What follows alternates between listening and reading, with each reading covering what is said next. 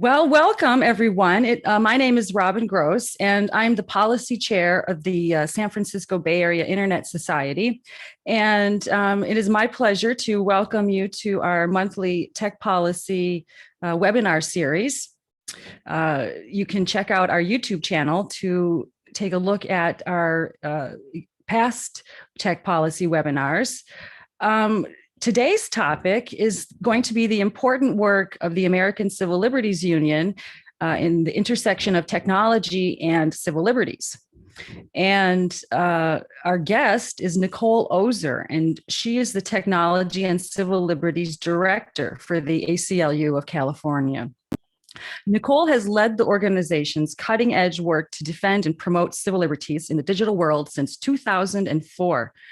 Nicole sets the strategic vision for the Technology and Civil Liberties Project and implements an integrated advocacy approach that coordinates work in the courts, in communities, with companies, and policymakers. Nicole is a nationally recognized expert on issues at the intersection of privacy and government surveillance, as well as free speech and the internet. Nicole spearheaded the passage of the landmark California Electronic Communications Privacy Act and the California Reader Privacy Act. She's designed groundbreaking surveillance reform strategies now used across the country, and also developed the ACLU's national online privacy campaign, Demand Your Rights. Nicole graduated magna cum laude from Amherst College and earned her JD with a certificate in law and technology from the University of California at Berkeley. Nicole previously served as the interim legal and policy director for the ACLU of Northern California and as a fellow at the Stanford Digital Civil Society Lab. Nicole has been honored with Privacy Award by the Berkeley Center for Law and Technology, the James Madison Freedom of Information Award by the Society of Professional Journalists, and the Young Bear Award by the University of California at Berkeley. The Daily Journal recognized Nicole as a top artificial intelligence lawyer in 2019, and the Recorder has recognized Nicole as a 2018 woman leader in tech law. And the San Jose Magazine selected her as one of 20 women making the mark in Silicon Valley. So we're very lucky to have Nicole with us here today. Let me briefly explain our format. So Nicole's going to talk for 35 to 40 minutes, followed by taking questions from our attendees. So we'll use the Q&A feature to ask questions throughout her presentation, and we'll collate them and get them answered in the last 15, 20 minutes or so. So without further ado, let me hand it over to Nicole. Please, Nicole. Thanks so much, Robin. And thanks so much for inviting me to join you all today and talk about our work at the ACLU, how we do it, and hopefully ways that you all may be able to get more involved in that. And I just want to say, Robin and I have known each other since like 2000, 2001, when I was a first year in law school. So it's always a pleasure to get to join you in an event. And you've been such a leader in this space. So thanks so much for inviting me to join today. I have a couple slides, so I'm gonna just go ahead and share my screen.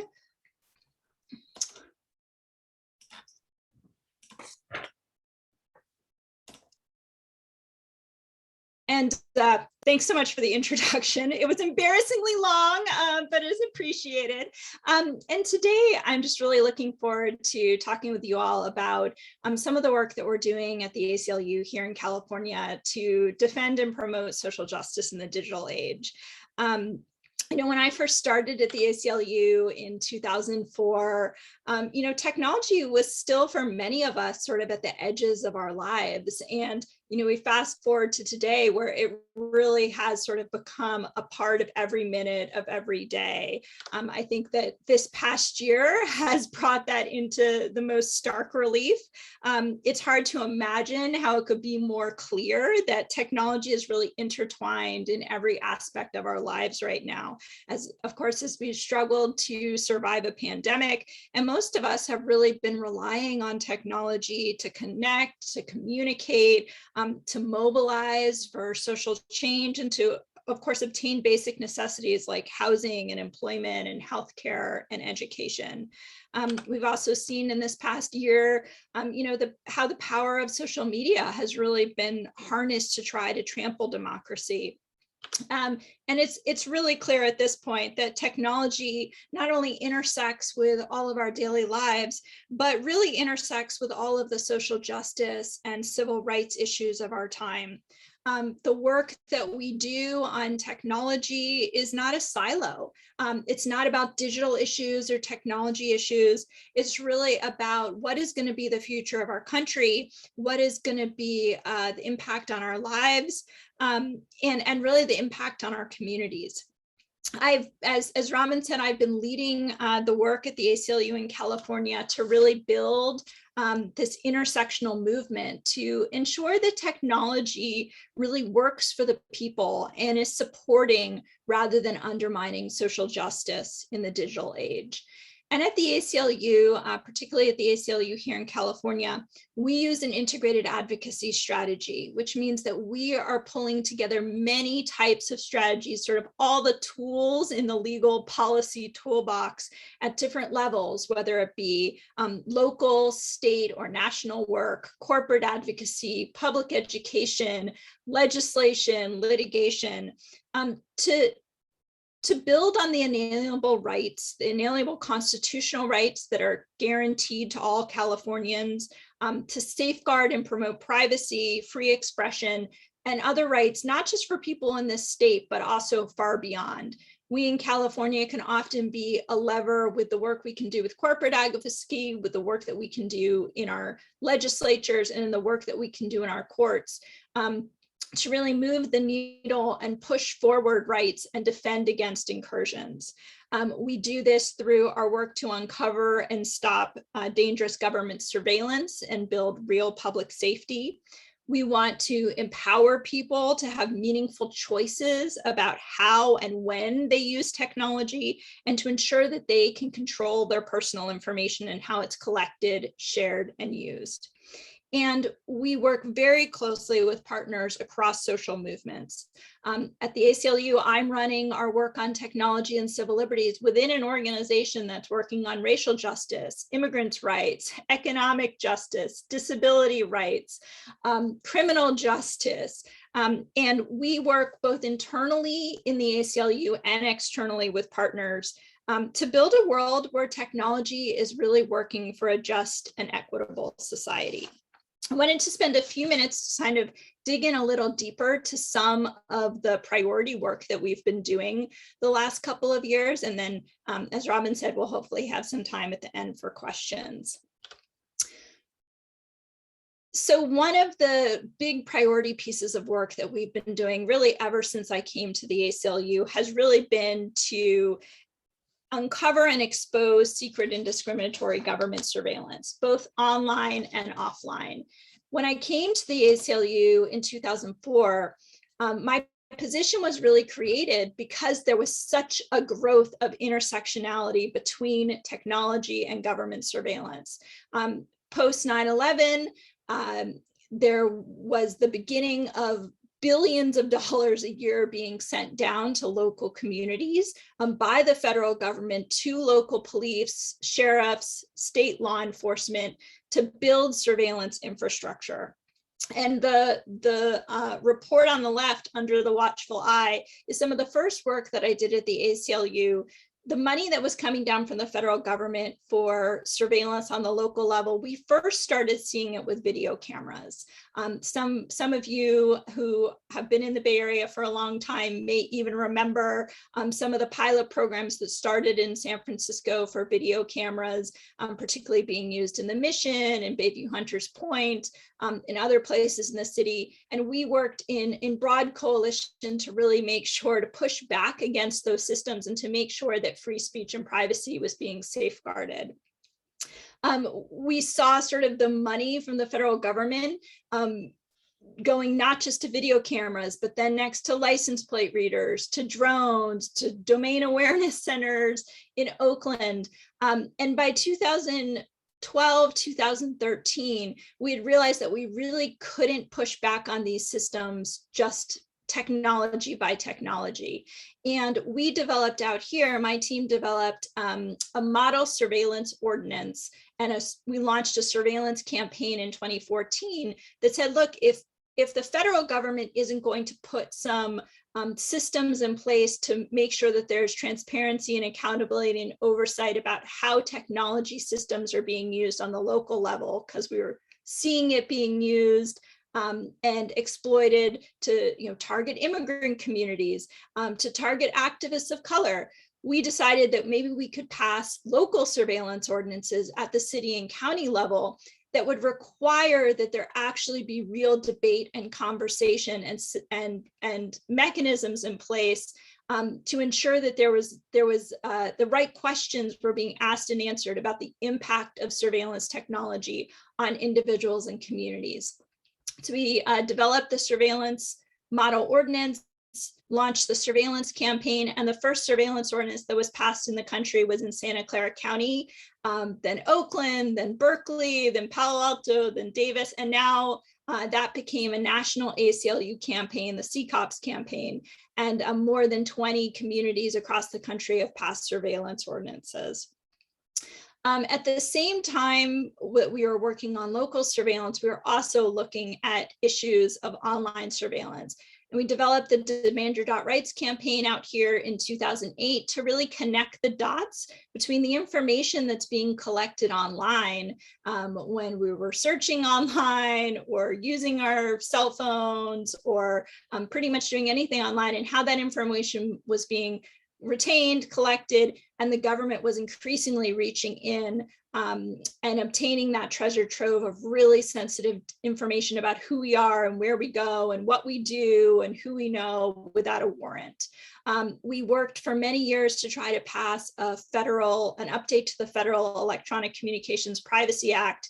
And when we were not able to do that on the federal level, we actually passed CalECPA here in California in 2015, which is the world's strongest digital privacy law, and requires a warrant for any California government entity to demand access to any electronic communications information held by a company, whether it be everything from your emails and text messages to your metadata, and also to require a warrant for any searches of digital devices. So it's a law that we're very proud of, that we were able to pass here in California. And again, doesn't just impact the privacy of Californians, but really has influenced many of the tech companies to have a much stronger and consistent stance against providing information to the government when subpoenas come in through the door. That leads us to, we've been doing surveillance work since 2001, since 2004, and we've been working on local surveillance ordinances. One of the things that we had thought about even at the beginning when I joined the ACLU, when we talked about video cameras, we talked about how someday the technology like face recognition might really be possible and really wake those cameras up in terms of being able to collect really sensitive information about who everyone is going about their daily lives. In 2018, we realized that the hypothetical had really become the reality. My colleague, Matt Cagle, happened to be looking on the Amazon website and realized that the company had started to quietly market an extremely powerful face recognition system called Rekognition. We quickly tried to find out more information about it, filed PRA requests in multiple communities along with our affiliate partners in Florida and Oregon, and really were the first to blow the whistle on the fact that the concerns that everyone had about face recognition and just what an impact it could have on privacy and free expression, that now for the price of a large piece of pizza, local police were now sort of turning on their cameras and being able to track people.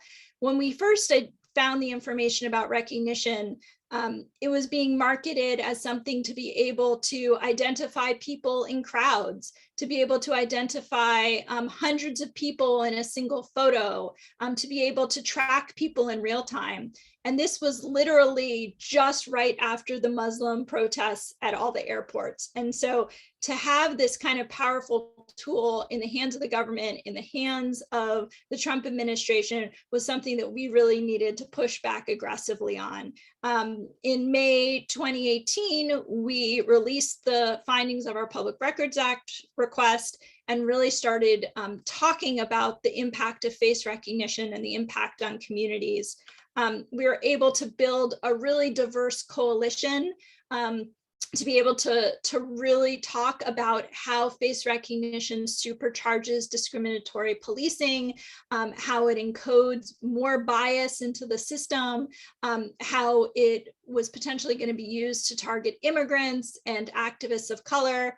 This is my colleague, Shankar Narayan, who was at that time the director of the technology program at the ACLU of Washington, dropping off 500,000 signed petitions that said Amazon primed for surveillance with his diverse coalition up there at the ACLU of Washington, really bringing very needed attention to the issues of, what is face recognition? What is face surveillance? How is it in the hands of the government going to impact communities and really threaten rights? And our coalition demanded that Amazon immediately stop selling recognition and providing recognition to government agencies. And through that work, we're able to really start to build the drumbeat of opposition to this really dangerous and discriminatory technology.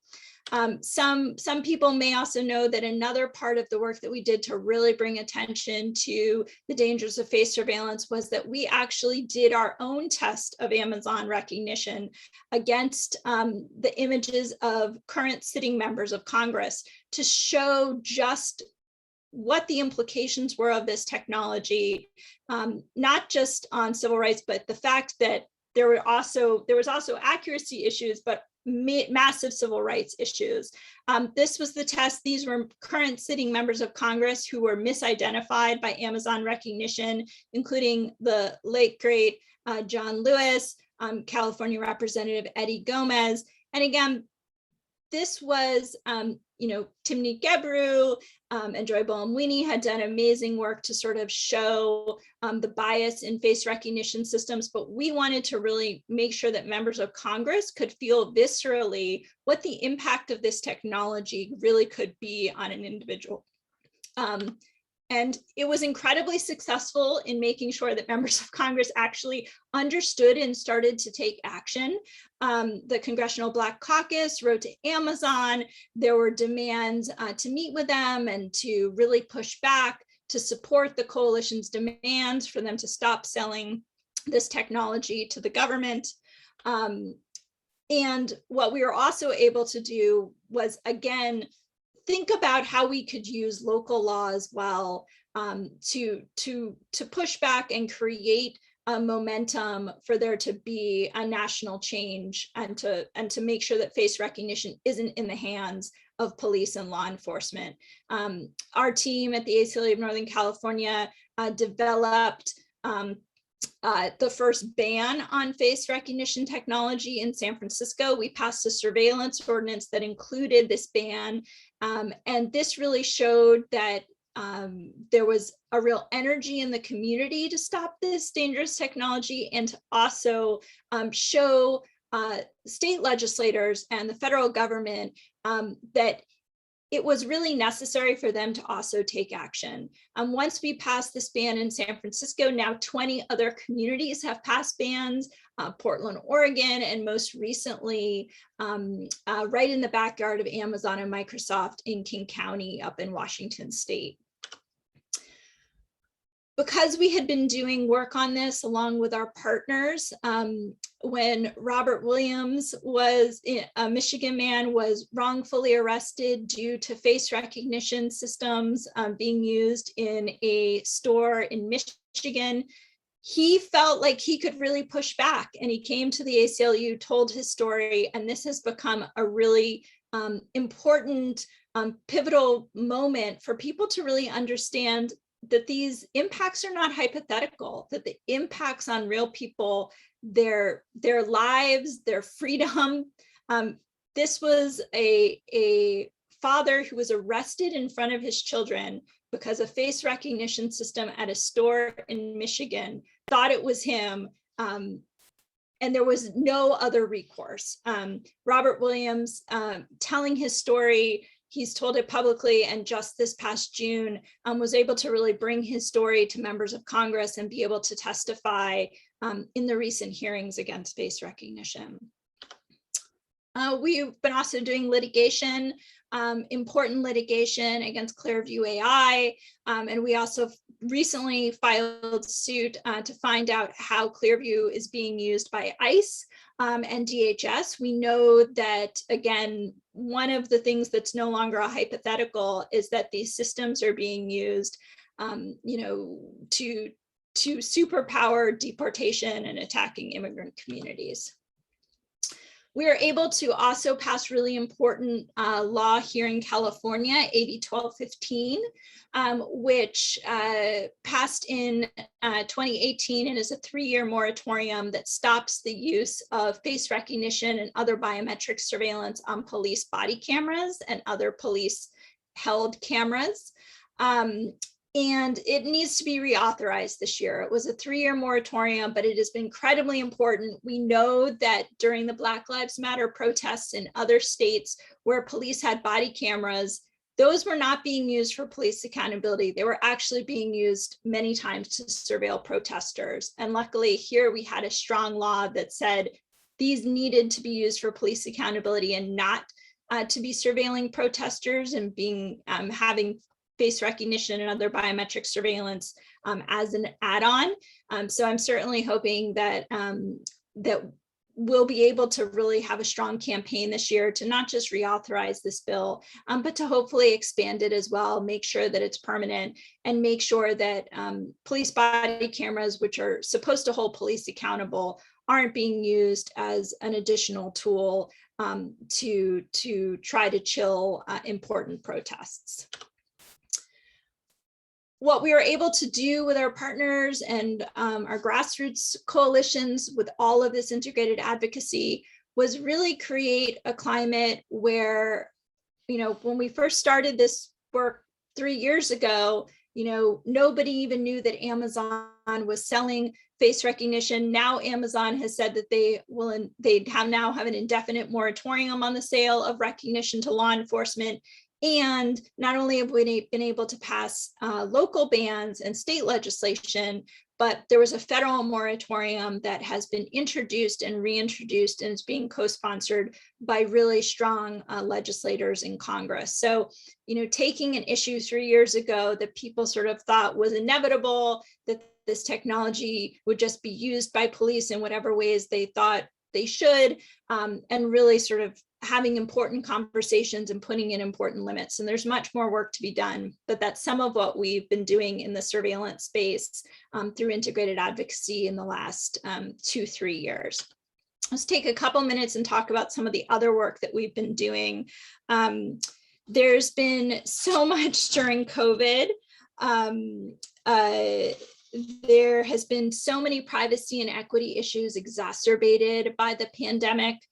Some of what we've been working on certainly has been the issues in the education space with online proctoring, and also with all of the tools and systems that schools have been using. We really want to make sure that that the systems that students, particularly students of color and disabled students, are being forced to use don't invade privacy and encode bias and disproportionately harm the students that they're supposedly trying to help. So we have been doing a lot of work. One example is we recently got a call from a local community member in Fresno who their school district was requiring that children get COVID tests if they wanted to engage in any extracurricular sports or other activities. The issue was they were using a third-party provider who was retaining the right to use that DNA for other purposes. So, we're getting, systems that schools are using are not safeguarding privacy. They're not thinking about the implications of the information that's being collected and how it might be used or shared. And so along with our education equity team, we've been doing a lot of work in public education at the schools, and also talking to the superintendent of schools and the Department of Education about what kinds of guidelines need to be in place, what kind of protections need to be in place to make sure that schools and school children are not being sort of the guinea pigs for systems that are really going to harm them down the line. Another project that we worked on just this past year is, some of you may know that California decided to use an algorithm for vaccine distribution to determine which areas would get additional vaccine supply. We did some pretty deep research on the implications of sort of what information was going into those algorithms, and how that affected the outputs, and how it affected what kind of vaccine supply communities, particularly the most hard hit Black and Brown and poorer communities, were. We found that the algorithm, they had decided to use zip codes and decide on vaccine priority was going to be sent via zip code rather than smaller census tracts. And that really resulted in 2 million Californians, particularly Black and Brown and poorer communities, being left out of additional vaccine supply. And this is because zip codes often can contain both lower income and much higher income areas. And one example of that was Chinatown. Chinatown in San Francisco has a lot of community members who should have been getting vaccine priority, but because Chinatown abuts areas with much higher,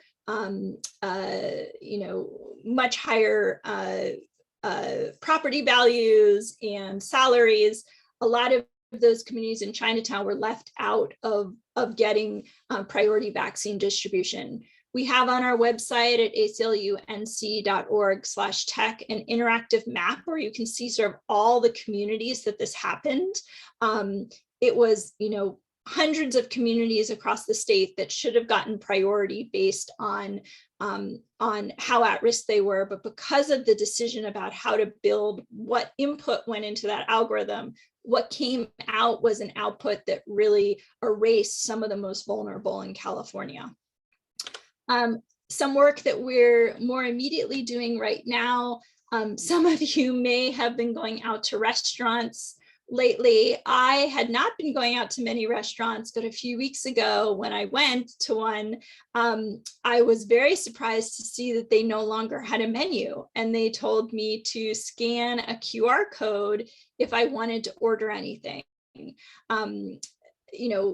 What I realized is that most people in that restaurant didn't realize that scanning a QR code actually brings you to a website, and that website actually then may be collecting vast amounts of information about who you are, where you are, what you're ordering.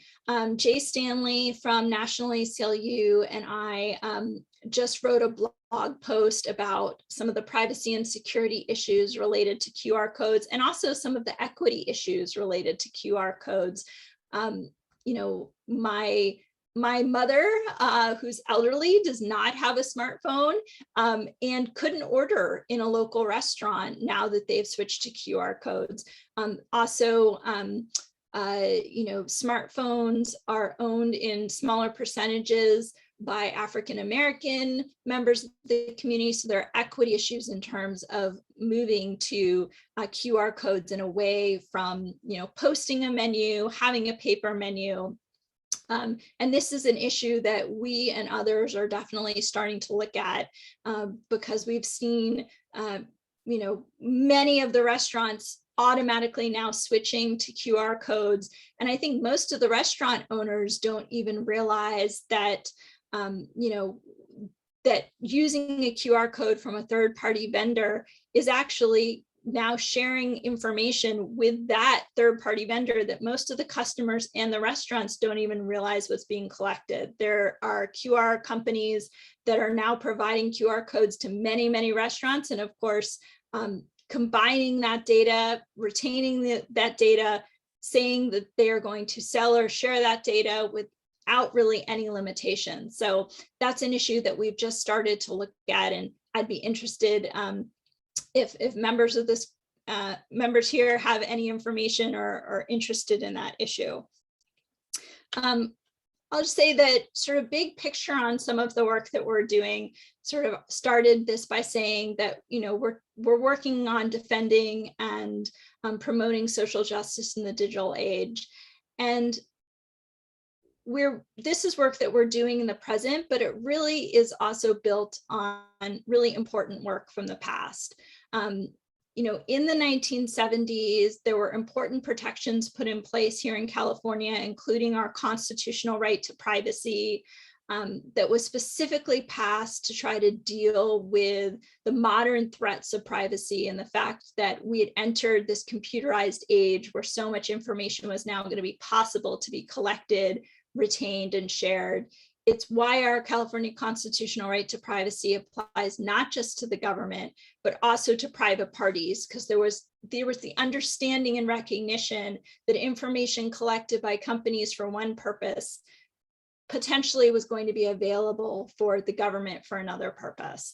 And so important protections that were put in place in the 1970s through the constitutional right to privacy, to work that happened on the federal level, much of it, some of it was swept away during 9/11 on the federal level. And we in California have really been working to try to be a leader in putting back in some of those important protections on both the consumer privacy side and on the government surveillance side. In the 1970s, I think that people really understood, because we had come through so many social movements and so many intersectional social movements. People really understood the implications of the government having access to this information, or corporations having access to this information.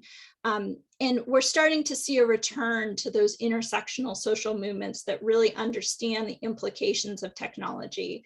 We're seeing, as we did in the face surveillance work and in many of our other pieces of work, real opportunities to come together with organizations that are fighting for racial justice, and to make sure that there isn't continued surveillance and undermining of those movements through surveillance systems, whether it be video cameras or face recognition. We're seeing so much movement in the immigrants' rights space to actually understand and to push back on surveillance systems that are powering immigration enforcement, and what we're seeing also in terms of potentially, you know, the growth of a surveillance border wall. We're seeing so many connections with economic justice in terms of people really understanding how information collected by the companies can end up leading to web lining and having individuals not be able to get access to mortgages or access to other systems. So we're seeing lots of connections in the economic justice space. We're seeing connections with workers and labor because of the growth of so much surveillance of workers, particularly during COVID. We're seeing connections with the unhoused, also with economic justice issues, because so many of the unhoused people in our community are subjected to vast amounts of surveillance. So we saw through our face recognition work and our other work that there's just been so many more opportunities to really make sure that we're connecting across social movements, and also to make sure that we're telling the story about the connection between what's happening in the corporate space, what's happening in the government space, and how the partnerships between companies who want to collect information for profit and the government who wants to collect information for surveillance often partner as a surveillance lobby, and really push to prop up and exacerbate existing unjust systems. And so in the present, we are really building much more of that intersectional movement. we're really trying to tell much more of that story about how these are not siloed tech issues, but they really are about the implications of what all of us are working towards in terms of social justice in the digital age. And hopefully the future is going to be a place where people really understand the interconnectedness of these issues, and understand that these are not sort of consumer privacy and government surveillance are not separate issues, but they're really interconnected in a broader whole about trying to make sure that we are using technology in a way that really supports rather than undermines social justice in the digital age. So that's a little bit about what we've been doing the last couple of years. It's been very busy, but we're using a lot of strategies to try to get it so much that's going on, and also to make sure that people understand how these issues are not siloed and segmented, but part of a bigger story. So I will leave it at that, and I'm happy to take any questions. Great. Thank you. Thank you so much. Our first question is from Ellen Loveledge, and she asks, what influence can VCs have on startups to reduce the development of privacy violating tools?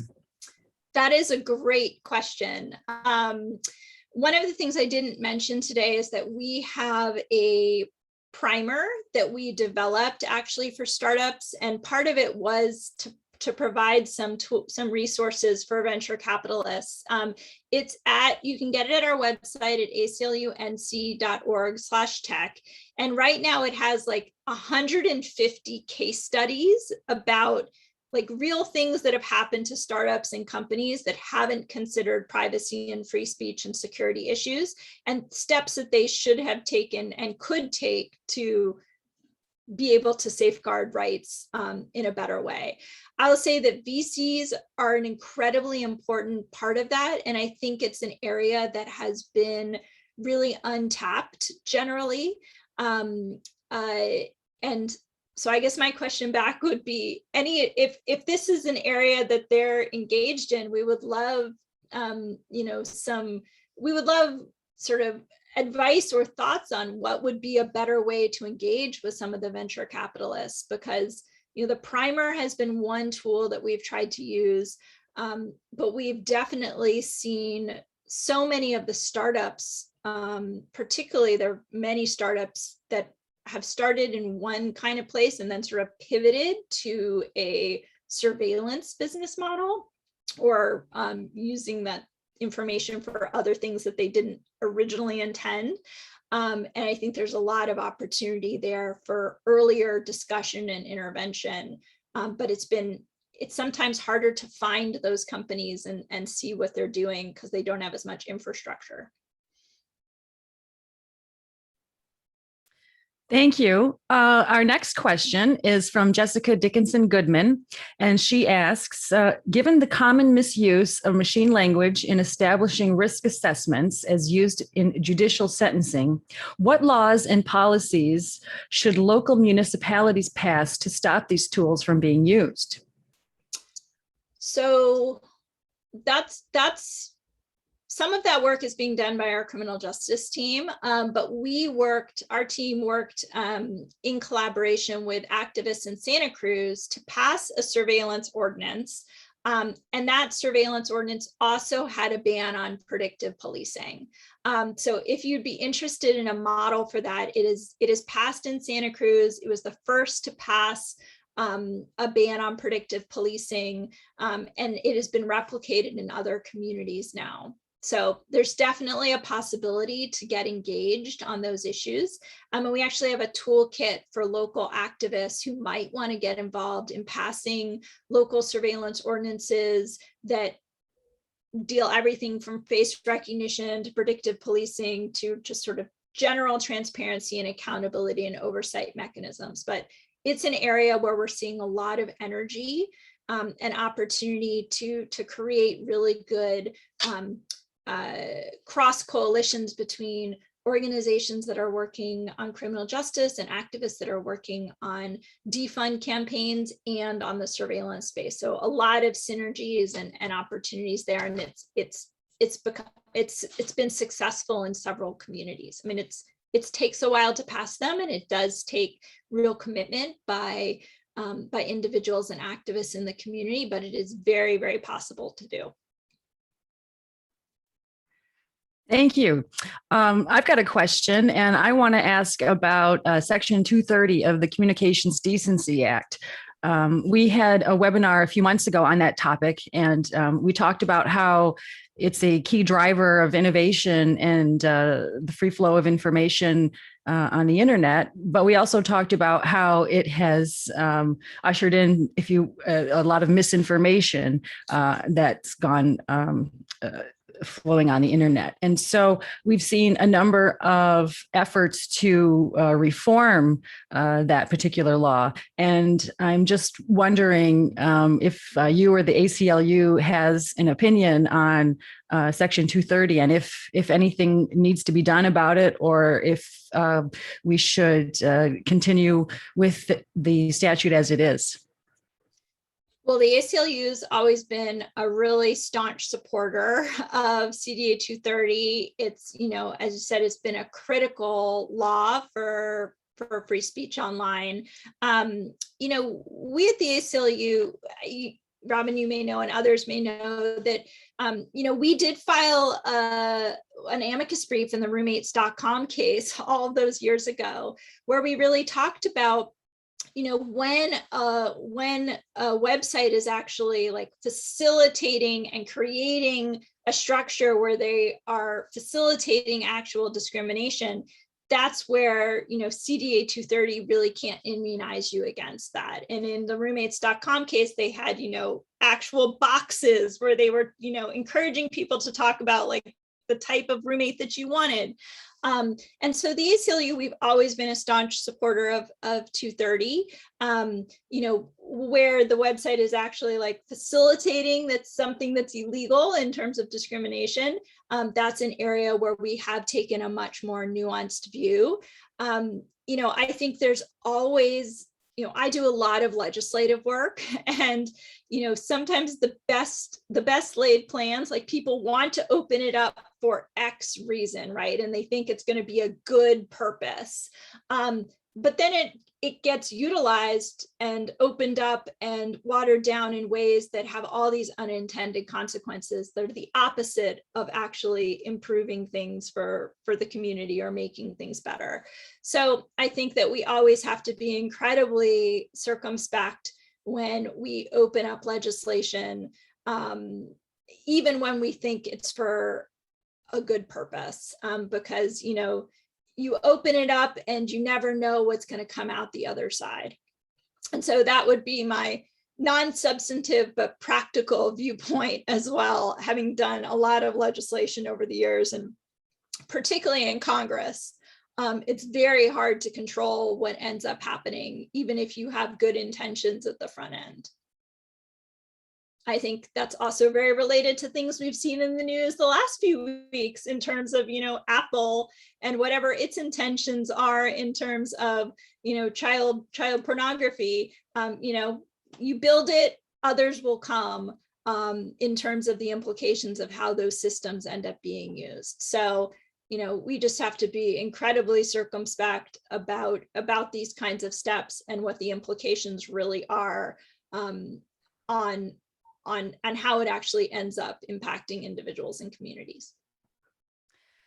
Thanks. Our next question from Ellen Loveledge. How should young engineers just beginning their careers educate themselves on privacy issues and laws? I've actually spoken many times at Berkeley's iSchool class. There are some great classes that are coming up in some of the schools that are really targeted towards helping engineers really think about these issues. Deirdre Mulligan teaches a wonderful class at Berkeley on this topic. I know that there are others. The primer is one thing that we thought would be useful for engineers and startups to at least give some. What I heard was that for engineers, for folks who are in the tech companies, particularly for startups and VCs, just talking about privacy or security or free speech issues and values in a vacuum was very hard, and that it was actually be really helpful to have much more of a case study based sort of exploration of these issues. And so that's why we built the primer in that way. I think at this point, it's the largest repository of case studies about things that have happened related to privacy and security and free speech by the companies sort of in the last 10, 15 years. There's not a lot of historical memory in a lot of these places.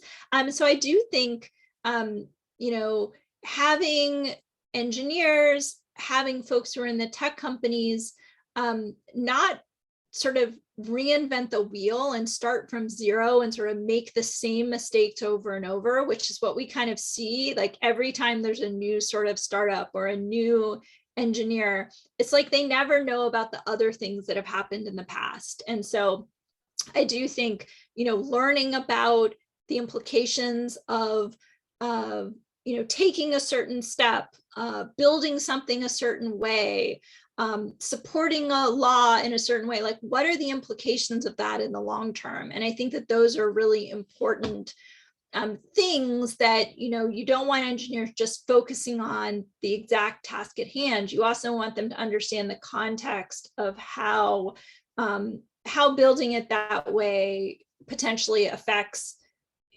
things they know about and things that they don't know about. I will say that one thing that has made a real impact, I think as well, is having more diverse engineers within the companies. When we talk to engineers that,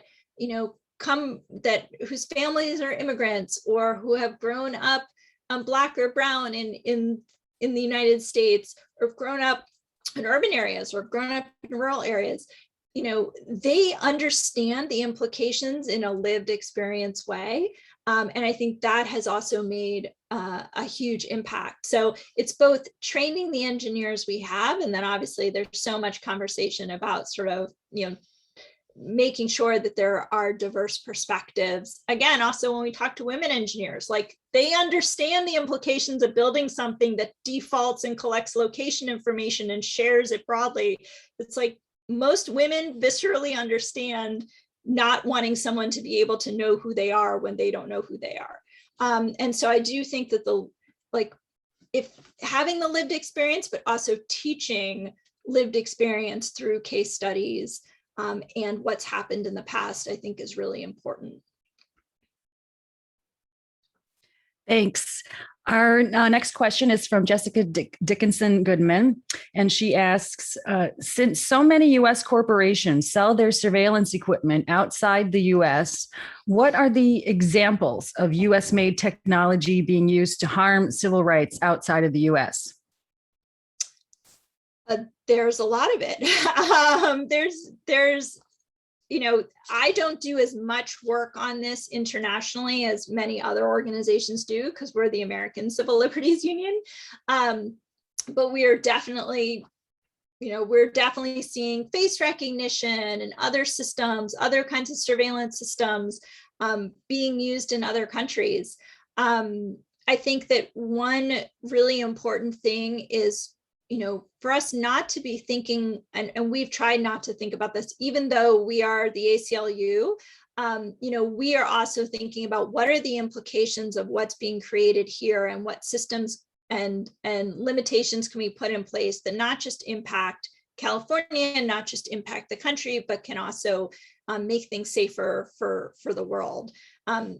This is not sort of a selling of surveillance technology, but it's a use of surveillance technology. We discovered, I think it was 5 or 6 years ago, that there was really rampant social media surveillance happening of activists.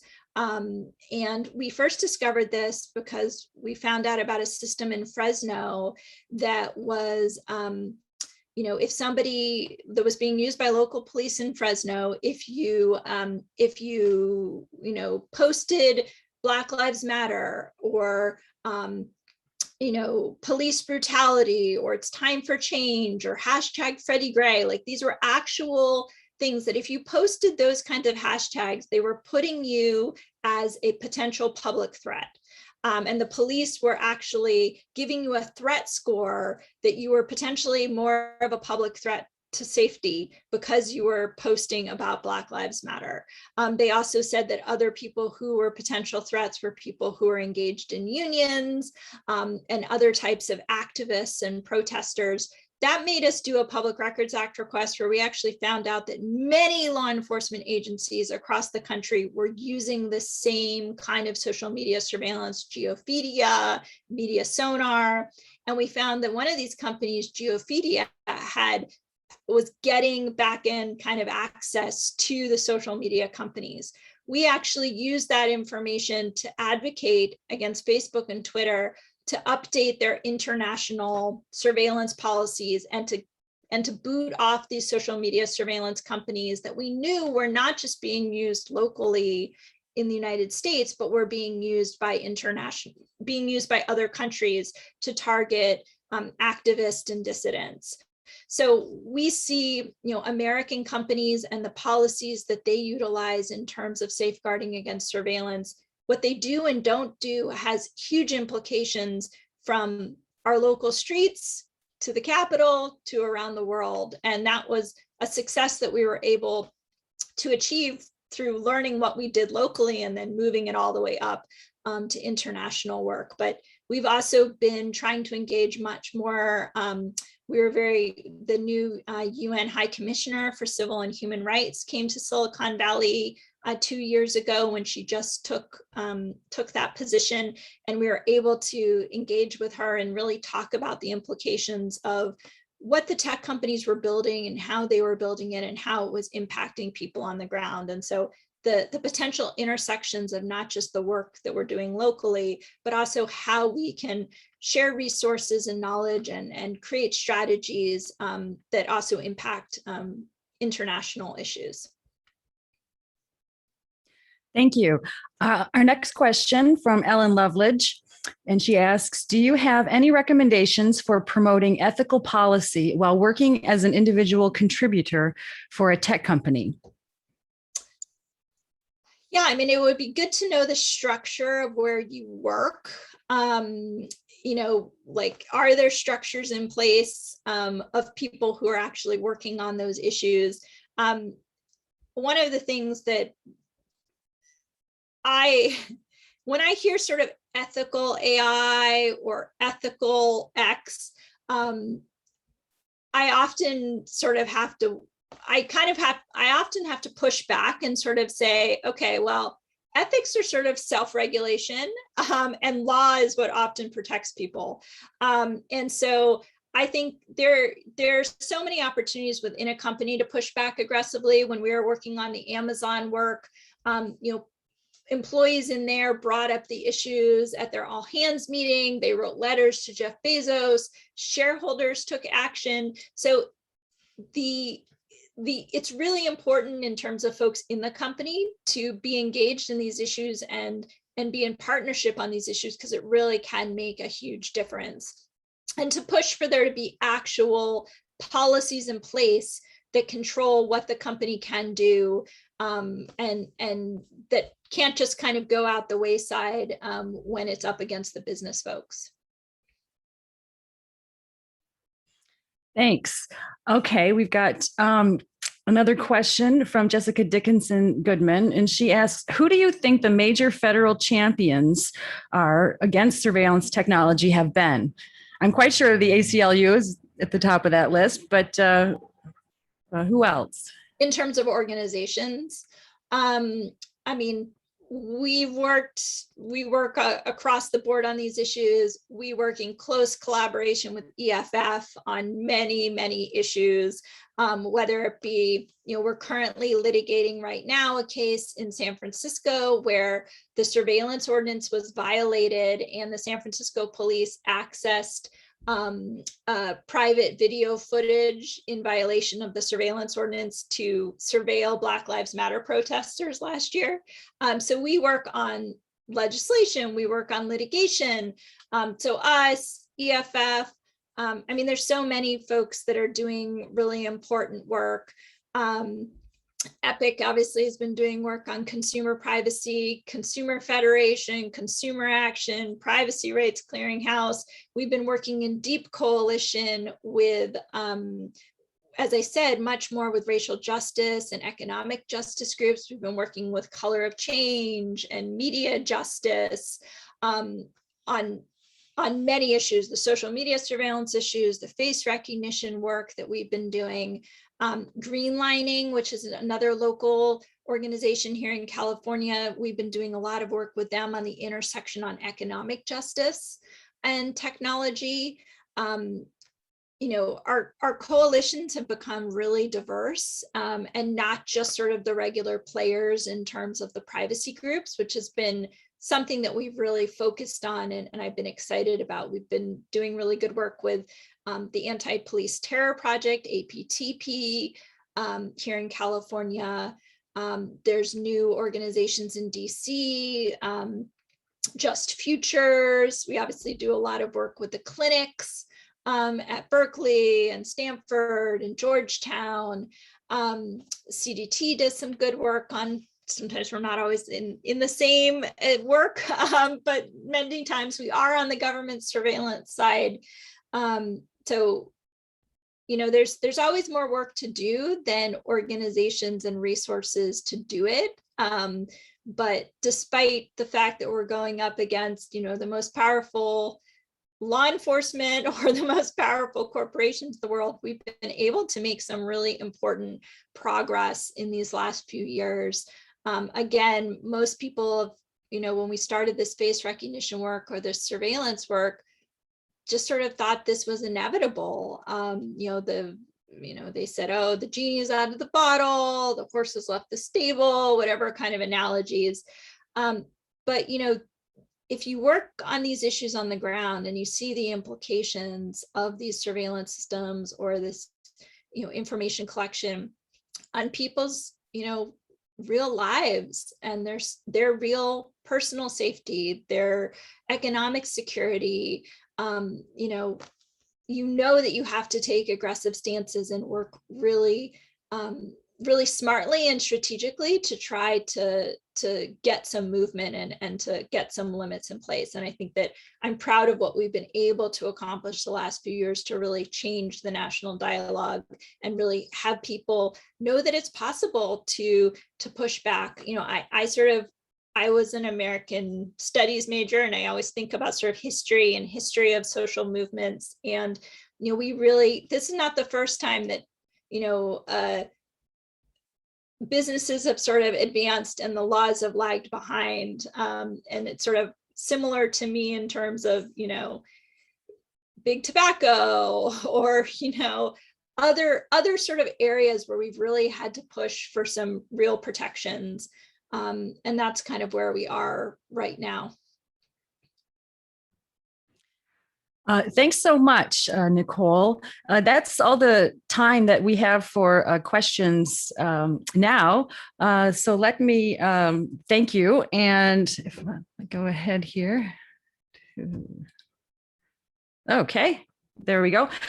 I just wanted to take this opportunity to let folks know about our tech policy webinar next month, which will be on the 13th of September at 3:00 Pacific time. And we're going to talk about the Computer Fraud and Abuse Act versus Van Buren recent Supreme Court decision. This was a very important Supreme Court decision from this summer, which for the first time constrained the anti-hacking law, the Computer Fraud and Abuse Act. And so we are going to be talking with amici in this case, Megan Iorio from EPIC, the Electronic Privacy Information Center. They filed a brief in this case, as well as the Reporters Committee for Freedom of the Press. And so Gabe Rotman, who is the Technology and Press Freedom Project Director, will be joining us. And each one of them filed on different sides of the issue. So we should have a pretty interesting discussion next time about the Computer Fraud and Abuse Act and what the implications from the recent Supreme Court ruling will have for our members. Okay, well, Okay, well, with that, let me bring this to a close and say thank you so much to Nicole for joining us and bringing this wealth of information to us. And thank you to our attendees for coming with their questions. And with that, I will bring this to a close and say thank you all. Thanks so